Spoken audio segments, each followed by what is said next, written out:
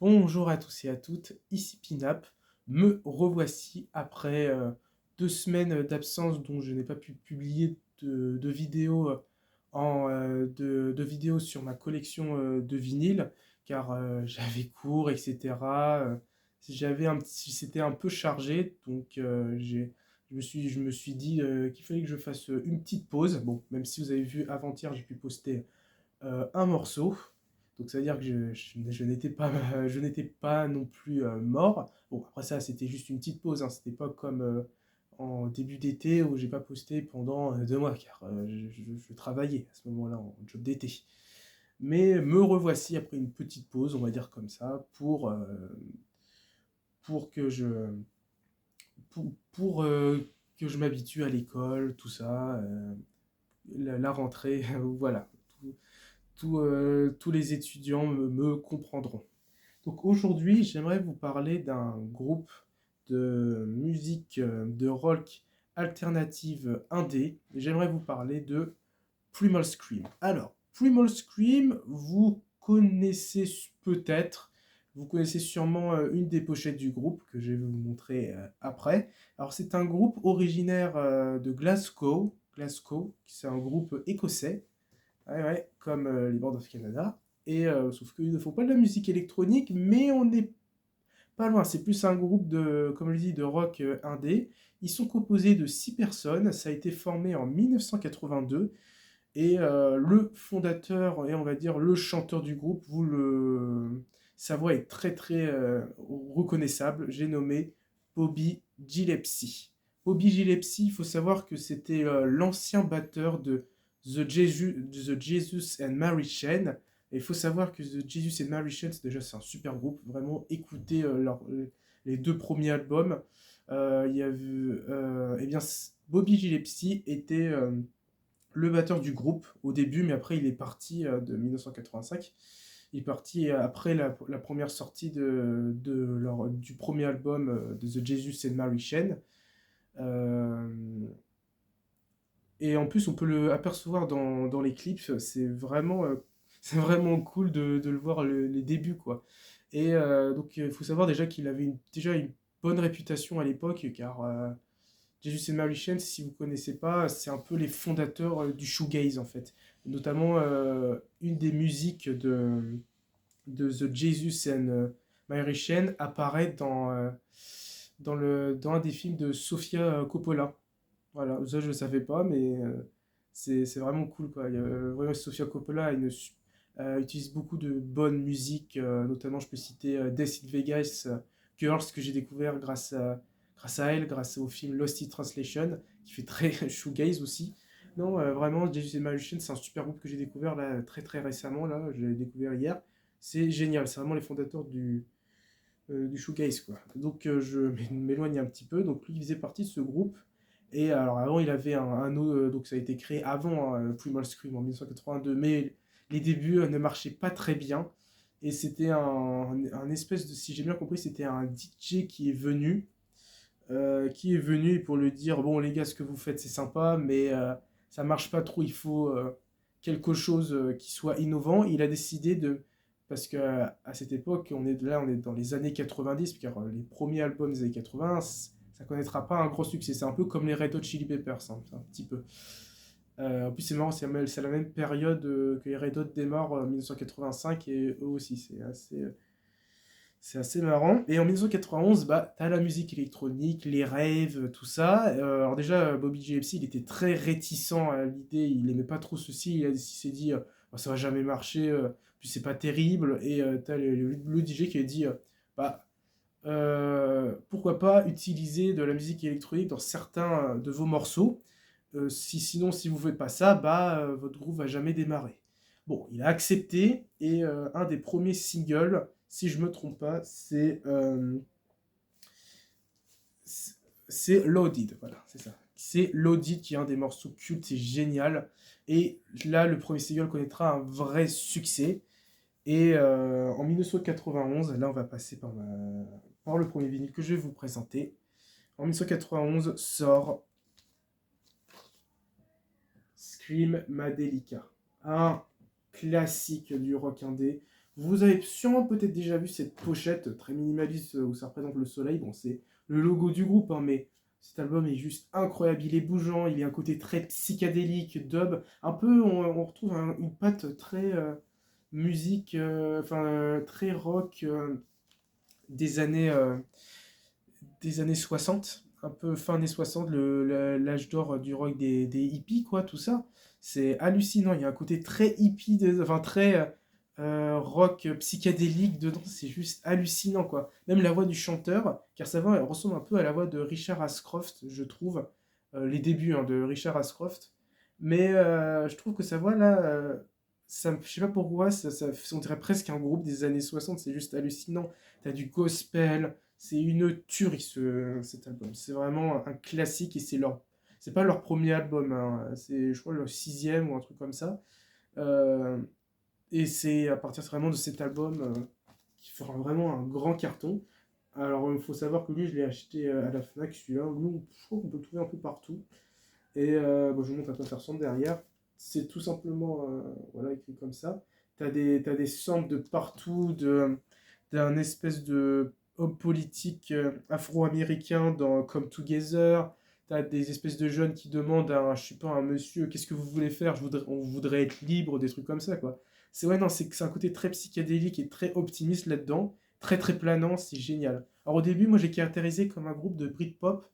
Sauf que non, il y a un côté un petit peu Britpop dedans, mais c'est plus du rock indé, hein, vraiment, c'est clairement ça, et je suis tout à fait d'accord. Primal Scream, c'est vraiment du rock indé. Et je vous montre à quoi ressemble. C'est un Gatefold. Intérieur, alors. Oula, je mets à l'envers. On peut apercevoir le groupe, on en a qui joue du sitar, ça fait vraiment penser aux Rolling Stones, etc. Bobby Gillespie, je crois que c'est celui avec les lunettes, là. Euh, Comment je vais faire bah, c'est celui à droite, là, avec les lunettes, si vous voyez. Voilà, c'est très c'est un rouge. C'est très rouge, c'est vraiment psychédélique. C'est vraiment, écoutez-le, c'est une tuerie. Alors, les sous-pochettes ressemblent à ça. Alors, cette vidéo, je pense qu'elle va être courte, hein, parce que, j'ai que ces deux-là et bon, je suis déjà très content parce que je trouve que c'est les meilleurs. Après, il faudrait que j'écoute un petit peu plus. Il faudrait que j'écoute son deuxième album, Primal Scream, où en fait c'est un espèce de drapeau américain, si je ne me trompe pas. Qui est sorti en 95. Si les fans de Primal Scream, dites-moi le nom de l'album, je m'en souviens plus très bien. Excusez-moi. Voilà. Il ressemble à ça. Il y en a deux. Et non, il est génial. Même c'était pour les Daft Punk, ça a été une inspiration. Ils en parlent dans le roman Daft que je possède, que je vais vous montrer. Ça a été une inspiration Primal Scream pour eux et je peux tout à fait comprendre, hein. Sorti en 91. C'est génial, ça bouge, c'est un côté très rock, c'est dub, c'est... Oh là là, c'est une tuerie. Bon, alors le deuxième, je vous montre aussi à quoi il ressemble avant de vous montrer Daft Punk. Quel livre je parle, parce qu'il y a eu plusieurs livres des Daft Punk. Ah oui, j'ai vu qu'en ce moment, ma chaîne a un petit peu plus de vues. Je reçois beaucoup de commentaires de personnes que je connais pas. Merci en tout cas que vous commentez, c'est vraiment cool de me donner des informations aussi, c'est vraiment sympa. Moi, j'aime beaucoup beaucoup les interactions entre vous, entre vous et moi plutôt. Voilà.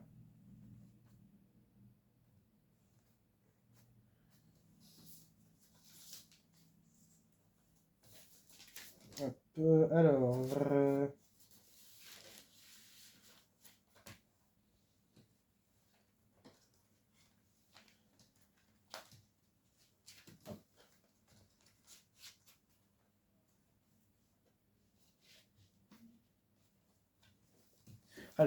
le roman des Daft Punk que je possède, je vais vous montrer ça tout de suite. Hop. C'est celui-là dont il parle de Primal Scream. Je vous le recommande de lire, il est très intéressant. Ça parle des débuts des Daft Punk jusqu'à la sortie du single One More Time. C'est très intéressant. Bah, là, on voit les deux, là, devant gâté avec les cristaux. Mais ils parlent de Primal Scream là-dedans. Je pense que ça a été une inspiration pour eux. Voilà. Ils continuent toujours à faire des lives et à produire des albums, Primal Scream, hein. Le groupe ne s'est pas effacé. Ce serait incroyable de voir, hein, commencer. Alors il y en a qui aiment, il y en a qui aiment pas, moi j'adore. Voilà. Alors ensuite, là, le deuxième que je possède, il est sorti en 1997. Alors là, cette fois, le premier... Ah bah, non, excusez-moi, je vais vous recommander les trois titres, quand même, les trois titres, excusez-moi, petite erreur. Les trois titres dont je vous recommande, écoutez le premier, Moving On Up, qui est génial avec le gospel, on les voit chanter, elle est courte, mais elle est géniale, je trouve la musique. Ah, elle donne vraiment ce feel good, tout ce que vous voulez, good vibe, tout ça, c'est vraiment cool comme musique, elle est géniale. Ensuite, je vous recommande d'écouter Come Together, qui est ma musique préférée. Elle dure 10 minutes, mais c'est 10 minutes de bonheur. T'as aussi pareil ce gospel, ça fait vraiment aussi un peu musique de fin, hein. Clairement c'est ça. Une musique de fin, Come Together, très agréable à écouter, très bougeant, avec l'homme politique en train de parler, c'est une tuerie. Et bien sûr, Loaded, un des premiers singles du groupe. C'est une tuerie, quoi. C'est vraiment... Loaded est incroyable. C'est un superbe morceau. Donc moi, mon préféré, Come Together. Donc ensuite, comme je l'ai dit, on passe en 1997. Donc on passe 6 ans après. Alors là, cette fois, le groupe voulait faire un album un peu plus sombre, beaucoup plus métallique, un peu plus crade, mais toujours dans cette ambiance un peu à la Scream Metallica, une ambiance assez lourde, assez dub. Alors aussi, faut savoir aussi pour Scream Metallica, il y a aussi un, on va dire, je veux dire ça en Higher Than the Sun, qu'il y a aussi un peu des espèces de d'autres versions qu'ils ont fait, qui retrouve un autre morceau qui est dedans. Dans dans Screamadelica, il y a le morceau Higher Than the Sun. Et bien on le retrouve encore dans l'album mais en version dub. Et c'est en deux parties, c'est une superbe expérience. Voilà, fin de la parenthèse. Alors là, donc, on passe en 97. Vanishing Point, Primal Scream, voulait faire une espèce de référence au film Kowalski ou Vanishing Point. Si je me trompe pas, ça parle d'un film où on voit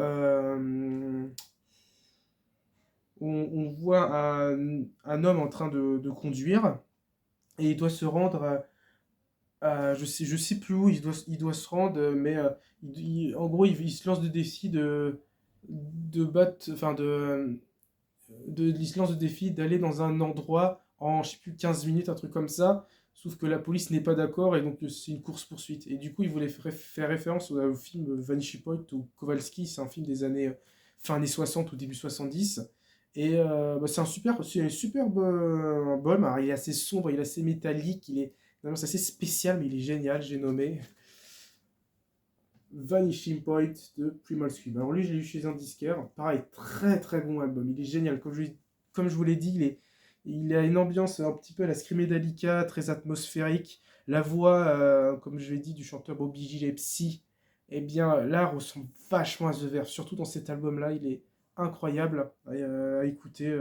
C'est vraiment une superbe expérience. Même qu'on retrouve des morceaux, un morceau dans le film de Trainspotting, qui est sorti en 1987, enfin 96, mais bon, je pense que le single est sorti avant, c'est le morceau de Sporting de Primal Scream. Eh bien, je pense que le single, Transporting, le film, utilise le morceau Transporting de Primal Scream. Bon, après, c'est paru un an avant le film, donc je pense que le single Transporting est paru avant, je pense. Et vraiment, c'est cool, quoi. La bande son de Transporting est très très bon. Il y a des super morceaux incroyables. C'est super bon. Je crois que j'avais déjà dit dans une autre vidéo, mais elle est géniale. Et donc, ouais, il voulait refaire une bande son un petit peu en référence à ce film-là. Il a très bien fait. T'as des samples aussi de films, etc. C'est génial, quoi. C'est génial. Donc, je vous montre à quoi ça ressemble derrière. Ça fait très moteur, ça fait très voiture en fait ce film. Ça a un côté un peu Mad Max dont je pense. Les samples utilisés, hein, ça fait très Mad Max. Même le film fait penser un peu à Mad Max. Je parle du premier au passage, hein, pas le remake de 2015, hein, qui, bon, moi je l'aime bien. Voilà, la voiture, etc. Très très cool. Moi, j'aime beaucoup la pochette. Moi je me le réécoute. Parce que là, dernièrement, je me suis réécouté. Ouais, je crois que je me suis réécouté Screamadelica. Mais celui-là, il faudrait que je me le réécoute. T'as une petite pochette. Ça doit être un espèce de moteur, enfin de vitesse, de voiture utilisée.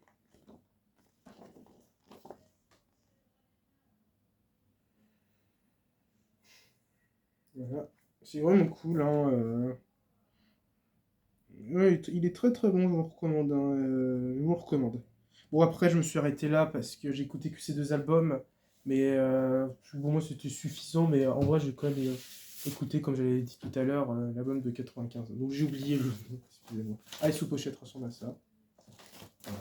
Oula, doucement. Le maquillage, c'est cool, c'est toujours référence avec les automobiles, un petit peu, je trouve. Alors lui, c'est, ouais, je pense que c'est une réédition que j'ai eue après pour Scream Metallica. Il est très très bon. T'as même un morceau qui s'appelle Motorhead, dont le groupe Motorhead, je pense qu'ils se sont inspirés de ce groupe-là pour faire ce morceau. Euh,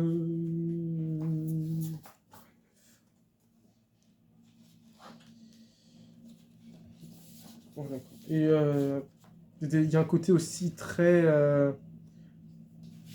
ouais, ouais, très très... presque métal industriel, hein, je pense. Là, je pense à des morceaux dans ma tête d'album. Un côté aussi un peu film noir, je trouve, un petit peu détective. Je trouve que c'est vraiment cool.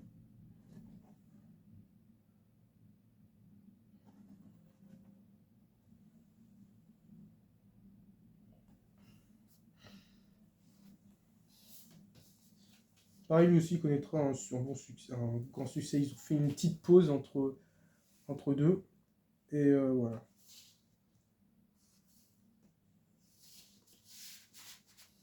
Alors, les morceaux que je vous recommande d'écouter. Burning Wheel, super morceau qui dure 8 minutes, il est incroyable. J'avais commencé par celui-là quand j'ai découvert Primal Scream. Au début, j'étais pas grand fan, mais après, je trouve que c'est vraiment sympa à écouter. Donc, Burning Wheel, je vous recommande d'écouter Kowalski. Très très bon morceau, Kowalski, dont le titre éponyme. Il dit que deux trois mots, mais ça crée une ambiance de malade, très spéciale, mais géniale. Et en vrai, je vous recommande d'écouter. Je dirais Yves Zemmour qu'il aime. Après, j'hésite avec Star aussi qui est pas mal, mais je choisirais ouais, Yves Zemmour qu'il aime, qui est aussi mon morceau préféré. Il a un côté, le début est très spécial avec cette espèce de son qui résonne, là, espèce de son aigu, mais après ça démarre, c'est incroyable, c'est très très bon si tu bouges la tête quand tu écoutes ce titre. Alors il y a aussi des morceaux tranquilles à écouter comme Star, où notamment il utilise l'harmonica piano, je l'appelle, le même instrument qu'utilise Damon Albarn de Gorillaz. Bah, là on l'entend ici, il est très tranquille à écouter, très dub aussi, voilà. Donc pour l'instant, c'est ce que je possède en Primal Scream. Je vais me contenter de ces deux-là. Mais bon, j'ai quand même écouté un autre album de leur discographie. Donc voilà, bah, comme je dis, c'est une petite vidéo. Bon, désolé si j'ai un petit peu bégayé, etc. Ou si je me redis des mêmes choses. Hein, me rends pas compte, mais j'espère en tout cas que la vidéo vous a plu. N'hésitez pas à mettre un like, abonnez-vous, partagez les commentaires, écrivez ce que vous en avez pensé dans les commentaires, tout ça. Alors pour le prochain, pour la prochaine vidéo, j'espère que le vinyle que j'ai commandé va arriver, car j'aimerais vous le présenter pour Halloween. À voir, je vous dis rien de plus. Mais j'espère que je le recevrai et je vous le présenterai le jour d'Halloween. Voilà. Bon bah merci d'avoir regardé cette vidéo. Au revoir à tous.